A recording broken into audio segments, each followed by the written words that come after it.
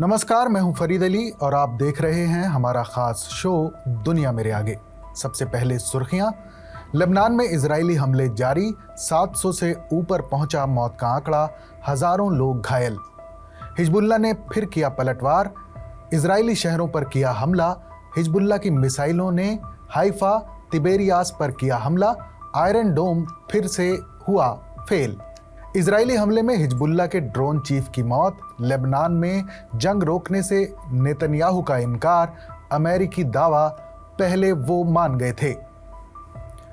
Wuhan के पास चीन की परमाणु पनडुब्बी डूबने का दावा। सैटेलाइट इमेज में नहीं आ रही नजर।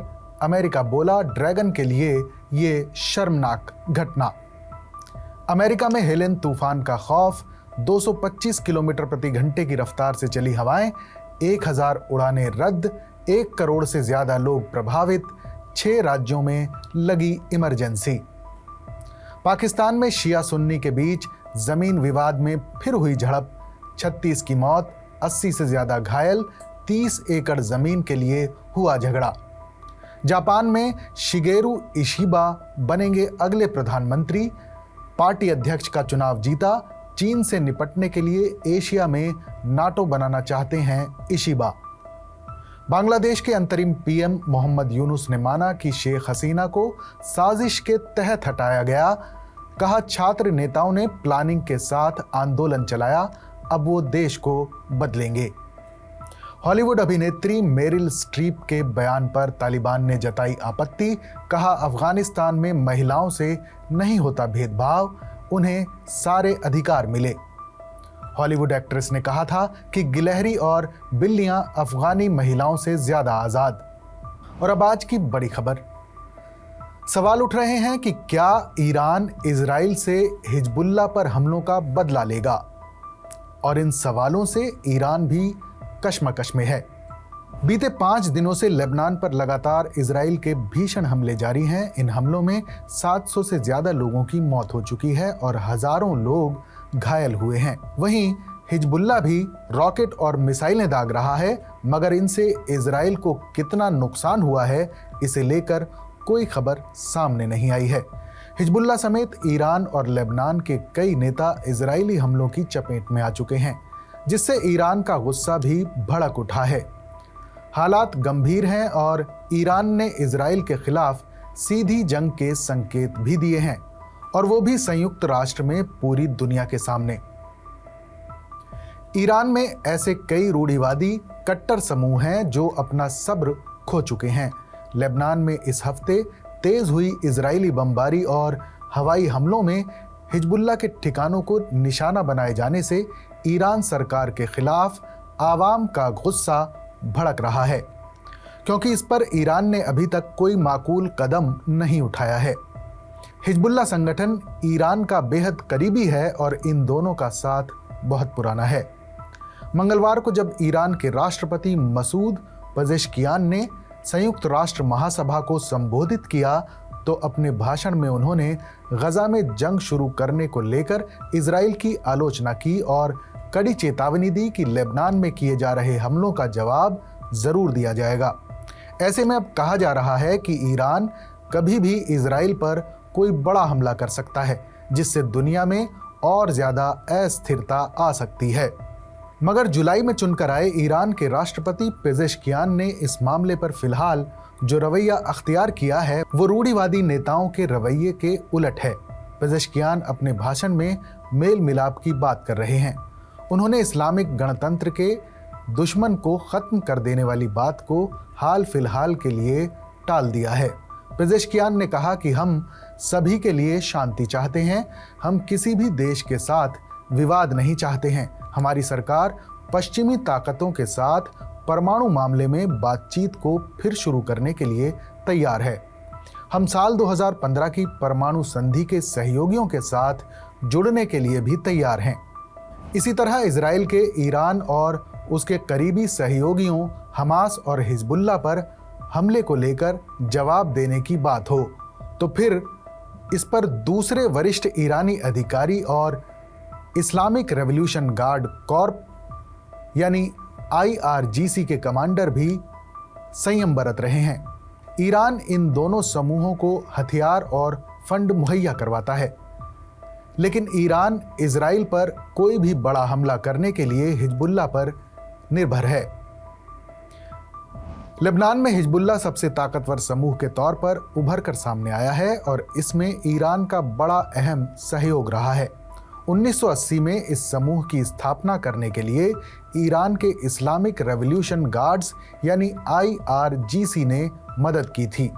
हिजबुल्लाह को हथियार भेजने वालों में IRGC की मुख्य भूमिका है। एडवांस्ड मिसाइल और ड्रोन समेत इन्हीं हथियारों को हिजबुल्लाह इजराइल के खिलाफ तैनात करता है।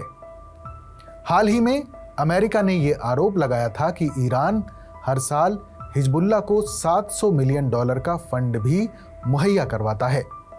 लेबनान में ईरान के राजदूत मुज्तबा अमानी पिछले हफ्ते बैरूत में दूतावास में हुए पेजर धमाके में घायल हो गए थे। हिजबुल्लाह के मेंबर भी पेजर्स और वॉकी टॉकी का इस्तेमाल करते हैं। ऐसे हजारों पेजर्स और वॉकी टॉकी में लगातार 2 दिन हुए हमलों के जरिए धमाके हुए थे, जिनमें 39 लोग मारे गए थे। ईरान ने इस मामले में इजराइल पर आरोप तो लगाया, लेकिन फौरन जवाब देने की कोई धमकी नहीं दी थी। इसके उलट जब इजराइल ने अप्रैल में सीरिया की राजधानी दमिश्क में ईरानी दूतावास को निशाना बनाया था, तब इस्लामिक रेवोल्यूशन गार्ड कोर के हाई रैंक वाले 8 कमांडर मारे गए थे। इसके बाद ईरान ने इजराइल के खिलाफ सैकड़ों ड्रोन और मिसाइल लॉन्च कर दी थीं।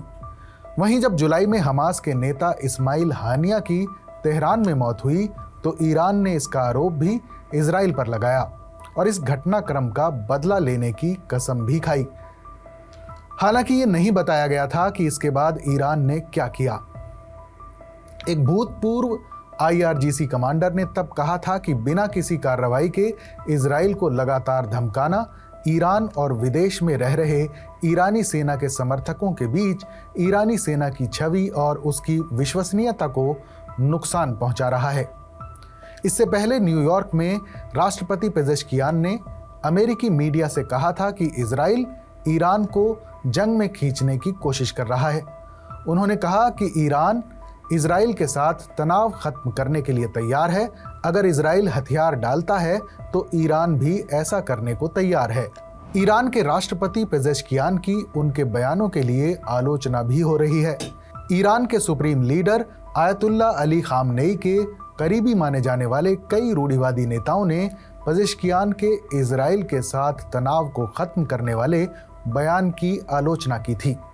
इन नेताओं ने कहा था कि राष्ट्रपति पेजेश्कियान को अपने पद की गरिमा का ख्याल रखते हुए इस तरह के इंटरव्यू देने से बचना चाहिए। पेजेश्कियान ने बुधवार को न्यूयॉर्क में एक प्रेस कॉन्फ्रेंस की थी, मगर बाद में इसे रद्द कर दिया गया। ये साफ नहीं हो पाया कि प्रेस कॉन्फ्रेंस को रद्द करने की असल वजह क्या थी।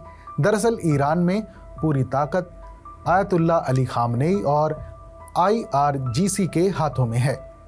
रणनीतिक फैसले भी यही लोग लेते हैं, न कि राष्ट्रपति।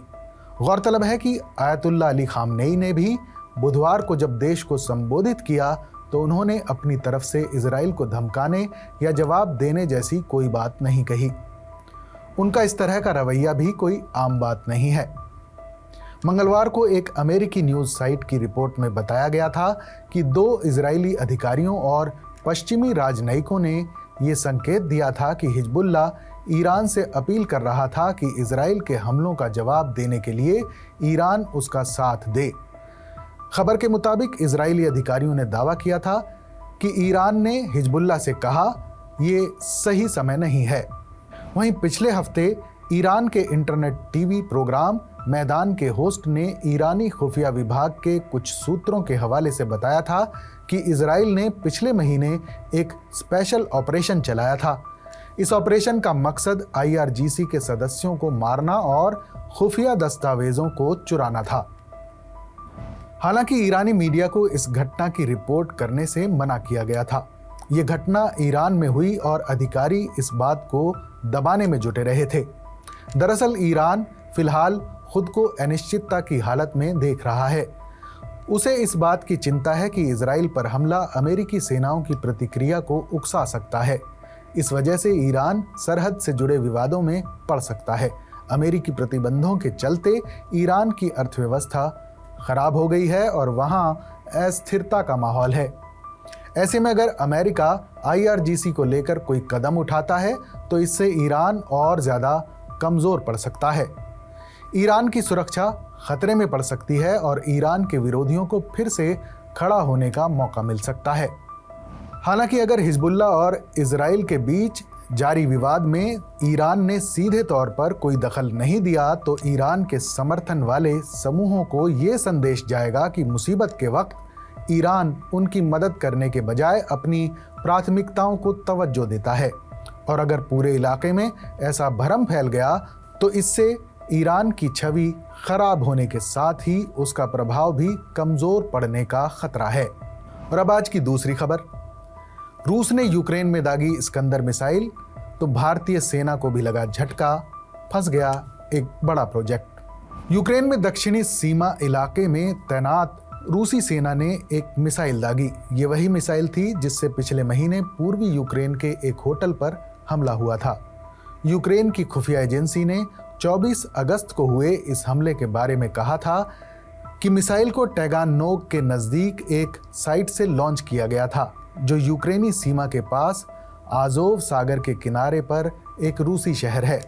यूक्रेनी खुफिया एजेंसियों ने जानकारी दी है कि उस समय लॉन्च साइट के नज़दीक 2 रूसी इकाइयां काम कर रही थीं। 49वीं सेना की पहली गार्ड रॉकेट ब्रिगेड और 35वीं सेना की 107वीं गार्ड रॉकेट ब्रिगेड। यूक्रेनी सेना के जनरल स्टाफ ने कहा कि टैगानोग के नज़दीक एक तीसरी इकाई भी थी जो हमला कर सकती थी और वो थी 8वीं सेना की 47वीं रॉकेट ब्रिगेड। बताया जा रहा है कि रूस ने यूक्रेन के ज़पोरेजिया में मोटर सिच PJSC वर्कशॉप पर इस्कंदर M मिसाइल से हमला किया है। यूक्रेन में रूस ने जब से स्पेशल मिलिट्री ऑपरेशन शुरू किया है तब से यूक्रेन का मोटर सिच उत्पादन ठप पड़ा हुआ है। ये ताज़ा हमला इसी वर्कशॉप पर किया गया है जहां पर UAV यानी ड्रोन्स के कल पुर्जे तैयार किए जाते हैं। इससे पहले रूसी सेना ने 5 अप्रैल को भी मोटर सिच इंटरप्राइजेस पर हमला किया था। सैन्य विमानों का इंजन इसी कारखाने में बनाया जाता है और यूक्रेनी सेना के सैन्य उपकरण भी यहां बनते हैं। एक रिपोर्ट के मुताबिक इस ताज़ा हमले से भारतीय नौसेना और वायुसेना को भी झटका लगा है, जो यूक्रेन के साथ मिलकर बड़े प्रोजेक्ट पर काम कर रही थी। यूरेशिया टाइम्स की एक रिपोर्ट के मुताबिक 2 में से एक इस्कंदर मिसाइल ने मोटर सिच के कारखाने को निशाना बनाया है। मोटर सिच एंटरप्राइजेज यूक्रेनी सेना के लिए AI-450 एयरक्राफ्ट इंजन और ड्रोन विमानों में इस्तेमाल होने वाले उपकरण बनाती है। इस प्लांट में हमलावर ड्रोन को असेंबल किया जाता है और एंटी एयरक्राफ्ट मिसाइलों को भी तैयार किया जाता है। इन हमलों से यूक्रेन की सेना के साथ ही भारतीय सेनाओं को भी झटका लगा है। भारतीय वायुसेना अपने मालवाहक विमानों AN-32 को मॉडिफाई कर रही है। भारत के AN-32 विमानों में 2 एवचेंको प्रोग्रेस AI-20DM टर्बोप्रॉप इंजन लगता है। इस इंजन को मोटर सिच कंपनी के ज़पोरेजिया प्लांट और रूस के पर्म इंजन प्लांट पर्म में बनाया जाता है। यूक्रेन की company Spets Techno Export Ivchenko Progress AI-20DM turboprop engine के लिए उपकरणों की सप्लाई करती है, जिसका इस्तेमाल इंडियन एयरफोर्स करती है। इंडियन एयरफोर्स के पास 105 AN-32 विमान हैं, जो वायुसेना के लिए स्ट्रेटेजिक मिलिट्री ट्रांसपोर्ट एयरक्राफ्ट हैं। ये AN-32 विमान राजस्थान के गर्म माहौल से लेकर चीनी सीमा पर लद्दाख के ठंडे इलाकों में भी आसानी से उतर सकता है और उड़ान भी भर सकता है। इंडियन एयरफोर्स AN-32 विमानों पर बहुत ज़्यादा निर्भर है। इसके जरिए सैनिकों और कार्गो को उत्तरी सीमा पर पहुंचाया जाता है। PM मोदी ने यूक्रेन यात्रा के दौरान ज़ेलेंस्की से रक्षा संबंध बढ़ाने पर बातचीत की थी।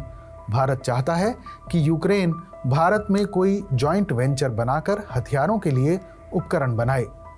भारत ने सोवियत यूनियन के दौर में कई ऐसे हथियार लिए थे जिन्हें आज यूक्रेन में बनाया जाता है। अगर यूक्रेन भारत में इंजन बनाना शुरू करता है तो भारतीय नौसेना को भी फायदा होगा। इससे भारतीय नौसेना अपने प्रोजेक्ट फ्रीगेट प्रोग्राम को आगे बढ़ा सकती है। इसकी वजह यह है कि रूस ने AN-32 से जुड़े मोटरसिच प्लांट के अलावा यूक्रेन जोरिया माशप्रोक्ट एंटरप्राइजेज को भी निशाना बनाया है, जो भारतीय युद्धपोतों के लिए इंजन बनाती है। अब संघर्ष रुकने के पहले उसका इंजन बना पाना मुमकिन नहीं दिख रहा है।